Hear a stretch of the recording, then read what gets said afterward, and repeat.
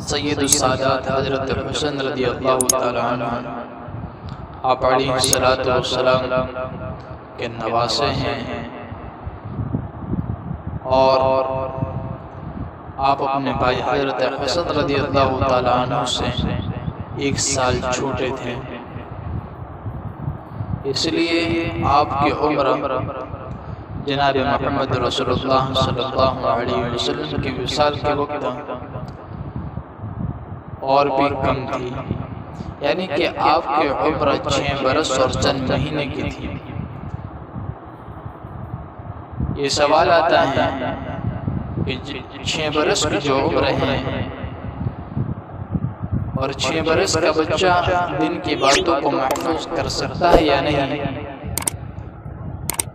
تو اس کا جواب دیا جائے گا کہ 6 برس کا جو بچہ ہے وہ دن کی باتوں کو محفوظ نہیں کر سکتا، لیکن امام حسن رضی اللہ تعالیٰ عنہ وہ شخصیت ہیں جن کی روایتیں حدیث کی کتابوں میں نقل کی جاتی ہیں،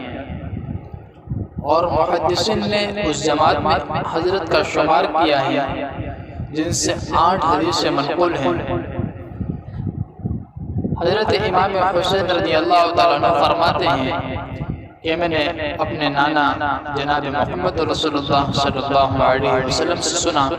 کہ کوئی مسلمان مرد ہو یا عورت ہو، اس کو کوئی مصیبت پہنچی ہو، پھر وہ ایک عرصے کے بعد یاد آئے، اور یاد آنے پر پھر وہ انا للہ و انا الیہ راجعون پڑھیں،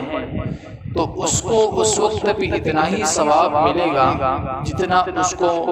اس مصیبت کے آنے پر ملا تھا۔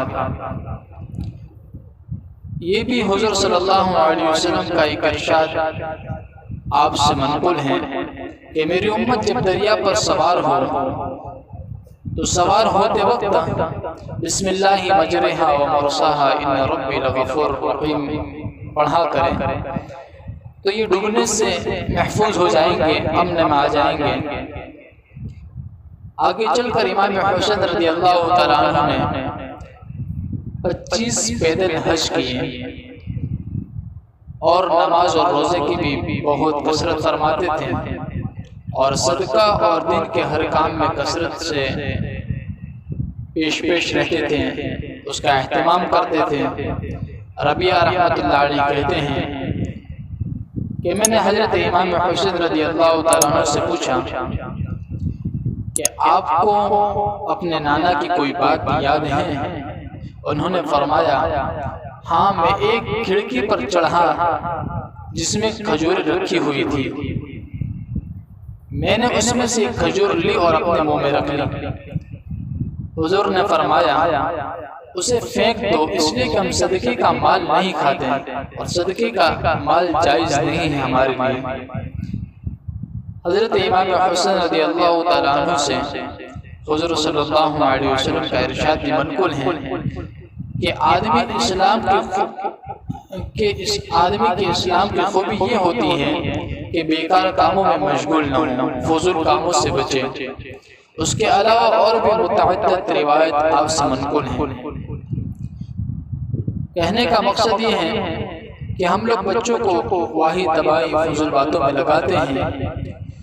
جھوٹے قصے ان کو سناتے ہیں اور لغویات میں دماغ کو پریشان کرتے رہتے ہیں۔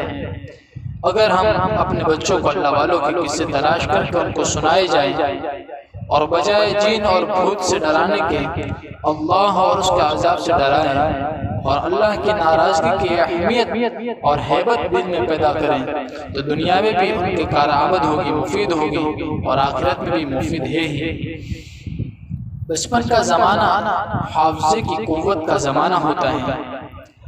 اس وقت کا یاد کیا ہوا کبھی بھولا نہیں جا سکتا۔ ایسے وقت میں اگر قرآن پاک کو حفظ کرا دیا جائے تو اس میں نہ کوئی دقت پیش آئے گی، نہ بچے کا وقت کا ضیاع ہوگا۔ اس لیے اہتمام اس بات کا کرنا چاہیے کہ ہم اپنے بچوں کو بچپن کی زندگی کے اندر ایسے کاموں میں لگائے جس سے ان کے دنیا میں ان کا فائدہ ہو اور دن آخرت میں بھی ان کا فائدہ ہو۔